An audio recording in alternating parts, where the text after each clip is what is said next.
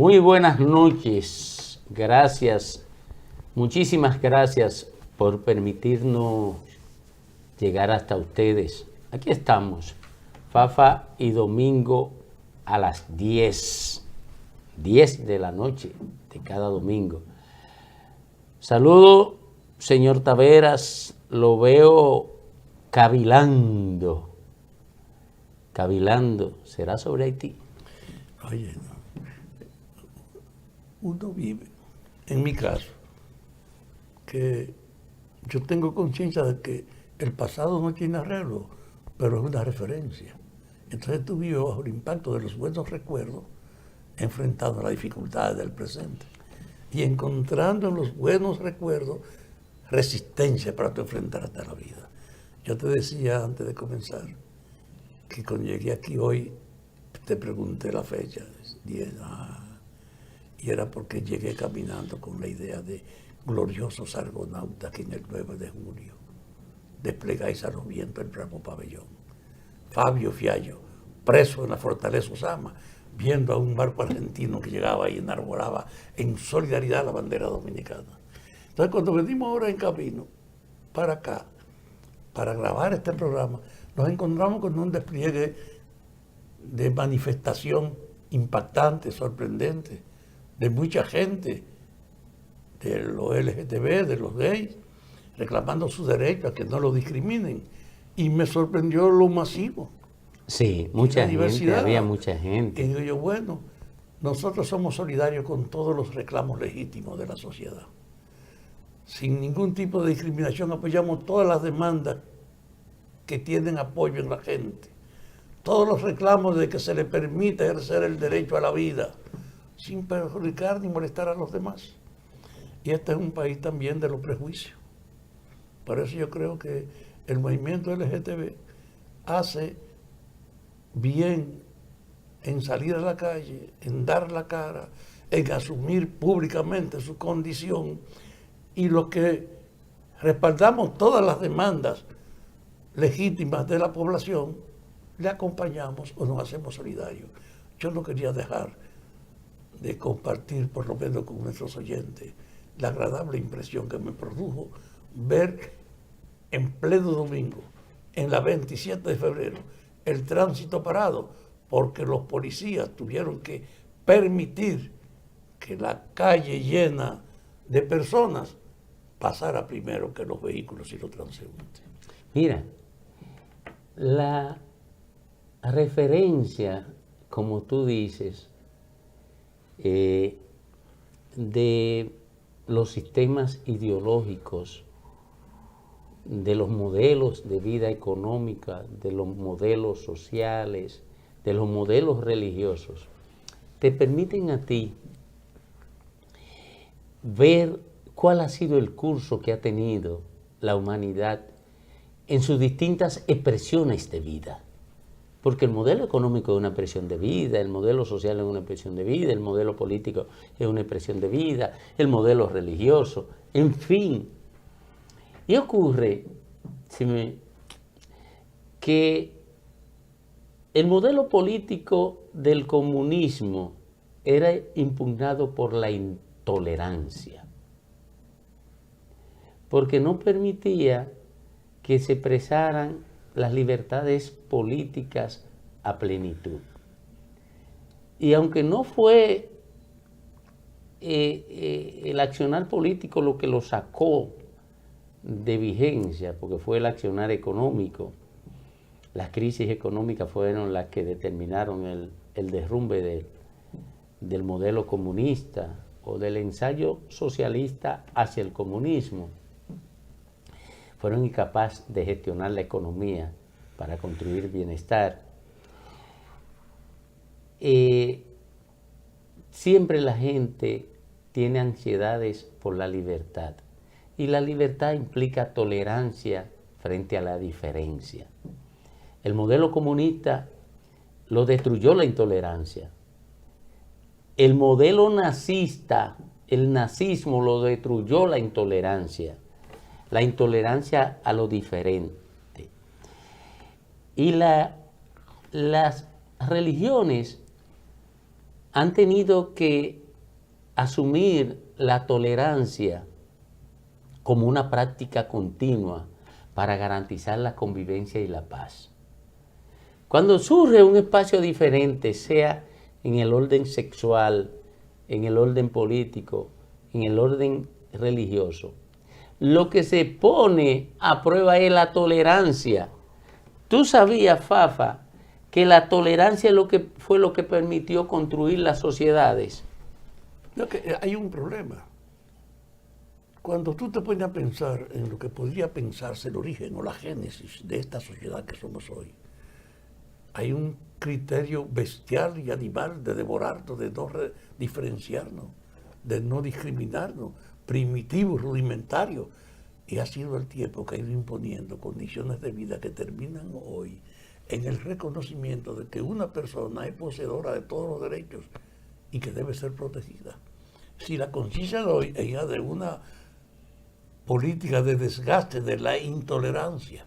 Claro. Entonces, nosotros caminamos hacia una sociedad donde podamos convivir todos sin que los resentimientos o la discrepancia fomenten el rechazo de los otros. Pero mira, yo vi el líder de la Iglesia Católica, el líder mundial de la Iglesia Católica es el Papa. Y yo vi acciones agresivas de católicos frente al hecho del Papa decir que Dios no es un mago. Yo no sé si tú viste esa declaración del Papa. La vi y la tomé muy en cuenta. Oye, este Papa está haciendo reflexión. El Papa está diciendo que él cree en la evolución. Sí. Que no fue el milagro de construir por la fuerza espiritual de un ser todopoderoso, de golpe y porrazo, esta humanidad. No, la gente sabe que nosotros somos hijos de una evolución que viene de las raíces animales. ¿Cuántos siglos pasaron para que esos descendientes del mundo tuvieran la forma de nosotros y se generalizaran? Entonces yo cuando veo eso me miro la variedad de los insectos que tú tienes ahí, y de animalitos, del lagarto, de la diversidad de las aves, de todas las cosas. Cómo la naturaleza ha generado y es una matriz para crear una diversidad creciente. Y nosotros somos hijos de esa evolución. El Papa hizo una alusión clara, que él no cree, sin referencia a ello, en la historia de Mago, de construir a Adán y a Eva como el punto de partida y en el paraíso. Oye, él cree en la evolución, no en la creación. Y eso es para muchos católicos un desafío. Un desafío no. Cuando tú te quedas sin lo que le da razón de ser a tu vida, te quedas sin eso, es como si quedara flotando. Te dejan en el aire. Oye, pero el Papa ya se manifestó sobre la tolerancia a los homosexuales. Claro. Oye, ya se manifestó al mismo tiempo contra la intransigente actitud frente a la corrupción de los propios religiosos, metiendo a un cardenal y degradándolo. Es decir, el Papa encarna una conducta nueva, que no era común. La gente Primero, no tapa la delincuencia religiosa. No la tapa, la está enfrentando. 2, no quiere nutrirse simplemente de la fe que sustentan creencias que no pueden justificarse lógicamente. Eso del Papa decir que él cree en la evolución es un desafío a la conciencia histórica de los religiosos pero de la creación. Pero está bien porque él probablemente asume un relato, el relato evolucionista, y debilita el relato de la creación. Ahora bien, lo importante del Papa es que comenzó con la tolerancia de la diferencia y con la aceptación de la exploración de nuevas verdades. Porque la gente cree que las verdades son de piedra, pero las verdades evolucionan con el pensamiento del ser humano. con la cultura, con lo que la gente no, aprende. y con los descubrimientos del ser humano. La gente descubre muchas cosas sobre los relatos, que son la expresión del pensamiento, desmonta relatos. Pero eso de que Dios no es un mago, es una expresión respetable. Porque la idea era el superpoder creador que se creó a sí mismo y ha creado el universo. ¿Hay qué mayor magia tú puedes presentar que esa? No hay magia, no hay mago mayor que Dios. Lo que pasa es que cuando tú te niegas a explorar otras expresiones del sentimiento y del pensamiento, estás reclamando tu certidumbre, la necesidad de considerarte en lo cierto, en la verdad, en lo que no te requiere esfuerzo cognitivo para desmontar lo sabido. Es más, de hecho, los saberes se construyen desmontando otros saberes, procurando flexibilizar los saberes ya construidos. Tú construyes los nuevos saberes. De cualquier manera, eso no se le ha dado relevancia porque debería ser objeto de discusión universal, sobre todo en la Iglesia Católica, esta expresión del Papa, de que el hombre no es hijo de la creación, sino, y que Dios no pudo haber creado el hombre por una acción de magia. Eso es duro, eso convoca a reflexiones profundas y sobre todo abre el espacio de la intolerancia para que entre la tolerancia a la cultura religiosa. Hay un problema real. La visión, la institución, las creencias de más fuerza, las que han constituido los movimientos más vigorosos y poderosos son las religiosas. ¿Tú te imaginas que el cristianismo tiene como el 33% de la creencia de los creyentes del mundo entero de creyentes? Después están los maometanos. Pero en el fondo, el cristianismo ha sido una fuerza consistente desde que se estableció y con una historia magnífica. Claro. Tú haces la historia de la pasión y muerte de Jesús, de su resurrección, de su mensaje en una época de intolerancia, de amor y de reconciliación, y te explica por qué el cristianismo se abrió un espacio tan grande en la cultura de la opresión y de la discriminación en la que surgió. Porque el cristianismo reciente tiene 2000 años y pico nada más. Sí. ¿Y cuánto tenemos nosotros como comunidad? Como sociedad. Bueno, mira, parece que el hombre define un proceso de diferenciación del mono hacia 6 millones de años atrás. Comenzó el perfeccionamiento de esto que somos Sí, nosotros. sí. Primero ponerlo erecto a caminar, no seguir en cuatro patas. Sí. El primer paso de la evolución es que esa matriz de nosotros fue capaz de pararse. Después vienen los matices y la diversidad, porque nada más no es una sola fuente que tiene el Homo sapiens. Hay varias muestras de corriente en la que se fue diversificando la variedad superadora de su origen y del mono, hasta terminar en esta especie. Y lo grande, que parece que la especie que terminó consolidándose con esta característica de hoy, se consolidó en África. Sí. Y que fue de África que fue expandiéndose. Comenzó a evolucionar en África. Y entonces, a pesar de eso, África sigue siendo lo más atrasado en abandono, en discriminación del mundo, a pesar de ser la matriz más vieja de esta generación. Bueno, hay muchas teorías en términos de las razones que determinaron una evolución del hombre en función de una evolución del hombre en el aspecto económico, en el aspecto social,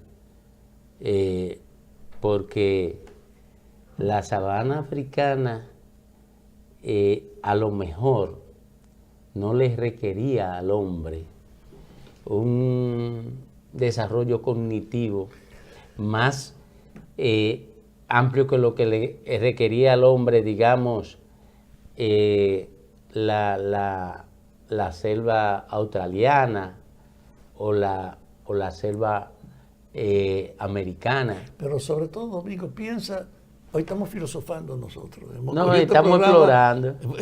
Pero piensa en el hecho del origen. Yo le decía, ¿tú te imaginas cuando ese factor descendiente de lo que nosotros somos hoy, en su problema rudimentario, comenzó a encontrar en el sonido una forma de comunicarse con los otros semejantes? Sí. Comenzó la palabra a forjarse, que fue una batalla, que se muestra en la diversidad de idiomas que tenemos, en la diversidad de idiomas. Es decir, cómo se ha ido construyendo el mecanismo de la comunicación. Y desde ese punto de vista, el milagro de la creación, como ha sido contado, ha sido inmensamente seductor. Pero sí, en el fondo, cuando tú lo ves en frío, la evolución para llegar a esto que nosotros somos hoy no tiene madre. No, mira, y se llevó 70.000 años. Y al hombre le costó 70.000 años, de acuerdo con los estudios antropológicos, 70.000 años evolucionar hasta donde estamos hoy. Ahí se sitúa, en ese horizonte se sitúa el inicio de la revolución cognitiva, que tuvo un salto tremendo cuando comienza a crearse la palabra hace 5.000 años. Cuando comienza la escritura, las palabras existían, claro, pero en la escritura... Pero primero la palabra, y de la palabra traducirla a la escritura. Sí, convertirla en gráfico. En gráfico. Convertirla en gráfico. Y tú tener todavía gente que en ese origen, en lo que la palabra se transformó en letras, se produjeron talentos como lo que nosotros vivimos recordando. ¿Tú te imaginas que estemos hablando de Aristóteles todavía como una guía de la cultura? O de Sócrates, de los griegos, o de los otros generadores de conocimiento. Porque esos fueron los genios del momento. Lo que dieron el salto para abrir el camino. Hoy tenemos otros genios que dentro de 2.000 años esos genios serán referentes. Oye, serán referentes como son Aristóteles, claro, Newton, Sócrates. Solo hoy que ha habido una acumulación de conocimiento, que el desarrollo ha tenido una velocidad extraordinaria. Yo me crié con un muchacho con el teléfono como un privilegio nada más de la seguridad de los militares o de los correos, donde cuando llegó la bicicleta a mi pueblo, abrieron un espacio para alquilarla y yo vi a mi abuelo pagándome para que yo aprendiera a montar bicicleta. Sí. Es decir, en una época donde todo se hacía a pie, todo se hacía a mano, donde las escuelas era algo escaso, pero donde se abría el camino del desarrollo y de la evolución. Porque la gente no sabe que todos somos hijos de ese proceso. Y ahora mismo estamos desbordados por la creación de la humanidad, desbordados. Al grado tal que en vez de nosotros estar conduciendo pura y simplemente con la racionalidad los caminos nuevos, somos instrumentalizados por lo que ya se ha hecho, porque el punto está sometido ahora al control. Oye, lo que está haciendo la inteligencia artificial en el ámbito de la biotecnología, en el ámbito de la neurociencia. Pero imagínate que antes había una creencia que la Tierra era el centro del universo. Hubo una creencia. Sí, en una época era la verdad pétrea. Y ahora tú te encuentras que estamos tratando de iniciar la conquista del espacio y de saber de parte de qué somos. Y descubrimos que esta tierra de nosotros es un minúsculo lugar, sí, en ese sitio. Pero que además ya el pensamiento humano tiene un horizonte aproximado de del surgimiento del universo. El Papa lo dice, que él cree en el Big Bang. Lo dijo. Sí. Que cree que es el momento en que se produjo aquella explosión sideral que dio origen al universo. Oye, y si acepta el Big Bang, entonces tiene que aceptar el surgimiento de la Tierra hace 4.500 millones de años. Pero eso es demasiado en términos matemáticos. No, vamos a dejarlo ahí. Pensable. Vamos a dejarlo ahí. Pero que no excusen con esta Disquisición de nosotros. Sí, disquisiciones cósmicas. Está bien. Disquisiciones cósmicas. Así comienza Fafa y Domingo a las 10. Nos vamos para algo más terrenal, más rústico, más procaz. Cuando regresamos con Haití.